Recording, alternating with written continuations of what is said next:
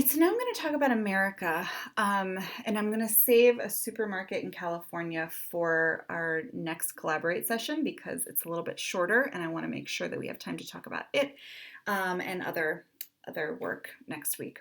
Um, okay, so America starts off with this kind of hopelessness, this worthlessness, and the suggestion that America did this to him, robbed him of his potential and optimism. Very similar to what he's talking about in Howl. When he says America, um, when will we end the human war? So this is a hyperbole, right? Of course, all war is human, but it infuses it with this additional meaning, right? So the idea of like war between humans, the war against humanity, war within ourselves, so like what do we interpret as being the human war? Um, and then the next line, we have an oxymoron, right? He says, go fuck yourself with your atom bomb. And so it's this anti-war sentiment, but in an oxymoronic way, right? Because it's this hostile, aggressive tone of go fuck yourself, but clearly criticizing the atom bomb. Okay, when he says, I don't feel good, don't bother me, it's interesting because, he's the one initiating the conversation. And then that continues again later on in the poem, this idea of like America being the one who's like pestering him. He says, I won't write my poem till I'm in my right mind, which is interesting because at the beginning he says, I can't stand my own mind, right? So it's kind of this roundabout way of showing like the futility. Like basically, I'll never write my poem because I don't like my mind. He says, America, when will you be angelic? And this is a repeated theme, something that we also saw in Howl. And angelic seems to become a synonym for good and decent, right? Which, of course, is kind of, hyperbolic, right? So it suggests very high expectations and also maybe a level of unrealistic expectations, especially because he's consistently describing a world that is very far from saintly.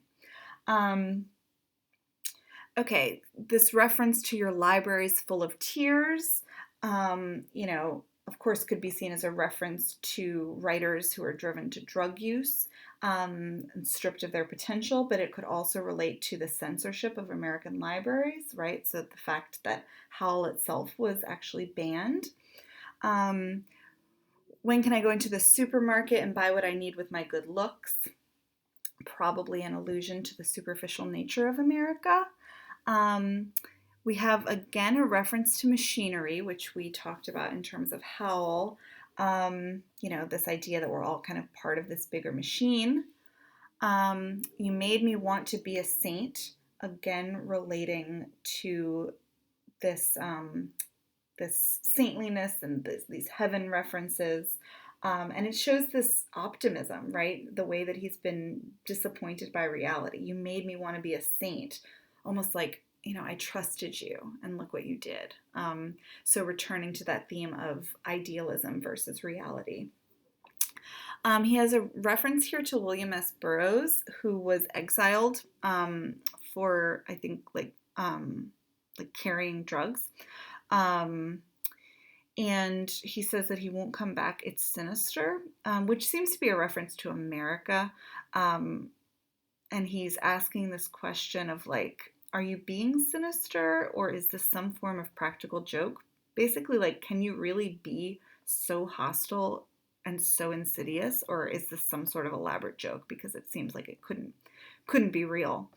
Then America, stop pushing. I know what I'm doing. Again, continuing the idea that it's America who's bothering him rather than him addressing America. I sit in my house. Oh, wait, no. Let's see. There was something else I wanted to talk about before the roses. Oh, yeah, these references here, I feel sentimental about the Wobblies, which was like a socialist union. I used to be communist. I'm not sorry. I smoke marijuana every chance I get. So basically, it's like this blatant disregard for American, like, quote unquote, values. Um, and then we have at the end of that little section there this juxtaposition, stare at the roses in the closet. So it's like the natural world inside a closet where it could never actually survive, so it's almost like this intentional stamping out of life. So it's a very kind of hopeless image. Down here, when he says, my psychoanalyst thinks I'm perfectly right, there's almost like a satirical edge to this. It's like a reference to his past in a mental institution, but it's also this almost playful idea that his therapist thinks he's right and he's not crazy. Um, and then right after that, when he says, I won't say the Lord's Prayer, it's the suggestion that he doesn't have any remorse or desire to repent. But it's also, seems to potentially be a rejection of Christianity, maybe as a reminder that he is actually Jewish in a country that had anti Semitic elements. When he talks about his Uncle Max, it's kind of a reminder that his complaints are both general and personal, right? So he has these kind of overarching complaints about America, and then also personal ways that America has harmed his family. When he talks about Time Magazine, are you going to let your emotional life be run by Time Magazine? I'm obsessed by Time Magazine. I read it every week. There's like this flip. So it's a criticism of the way that the media kind of runs people's perceptions, but then he admits that he too is a victim of this. And it leads to this epiphany that, like, he is America, right? So at the end, when he says, it occurs to me that I am America. I am talking to myself again. So that's like an admission that he's part of the problem. He's a product of what he's criticizing. And it's as if he's actually been addressing himself the whole time, which is also a reference to him being crazy, the idea of him talking to himself. In this next stanza, he is America. And so there's this combination of his own lifestyle and America itself. So it's almost like his lifestyle, but on a grander scale in terms of drugs, sex, poetry, insanity, all of the references that he makes in this stanza. And then ending it with my ambition is to be president despite the fact that I'm a Catholic. So I think this is one of the references to bigotry in America, right? And so he begins to mention sort of the prejudice of America. So even though he was actually Jewish, he's, I think, making this pointed remark about the fact that at that point there had been no Catholic president, and Catholicism was associated with like immigrants and poverty. Here, when he talks about, writing a holy litany in your silly mood, it's basically saying, like, take me seriously. Kind of a shift of perspective, almost as if he is no longer America. In this section, when he's making these references to Henry Ford, basically the idea of, like, maybe I've got this all wrong. Maybe instead of making art for art's sake, I should be making art for money. Maybe it's my mistake that I haven't embraced capitalism. And then he gets into this stream of consciousness about his childhood, his exposure to communism as a child, references to his own Judaism. And then he starts in with this colloquial writing. And it becomes this satire where he's using this uneducated dialect to expose the prejudice of ignorant Americans, right? So he has, he has grammatically incorrect language.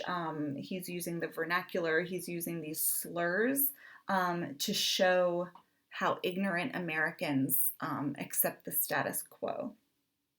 Okay, and then at the end, when he says, it's true that I don't want to join the army or turn lathes and precision parts factories. I'm nearsighted and psychopathic anyway. So basically, the army wouldn't want me. So he references being nearsighted, which was like a common way to avoid the draft. And then it's almost like in an offhanded way, he's like, and also I'm psychopathic. So he changes his tack here. He admits that he's crazy. It's as if he's ending the poem with the sentiment of like, can you actually trust anything that I say? Because I'm a crazy person. And then when he says, America, I'm putting my queer shoulder to the wheel. Putting your shoulder to the wheel is, basically the idea of like working hard, which is, a classic American value. But he throws in there the word queer, right? So he's again with that shock value of like, also I'm gay, which at that time was shock value. And it shows that he has no plans for conformity, right? So during a time when homosexuality was looked down upon, he's juxtaposing the reference to labor, an American value, with being gay, which was against American values. So basically, I'm going to work hard, but I'm going to do it on my own terms. Which ends the poem very, very differently than it began. And we see so many shifts of tone in this poem, right? So beginning depressed and hopeless, and then he's self-deprecating, and then he's satirical, then he becomes almost playful, he becomes aggressively critical, and then at the end he seems to be empowered to challenge the status quo. So a whole, really running the gamut of emotions and kind of tactics.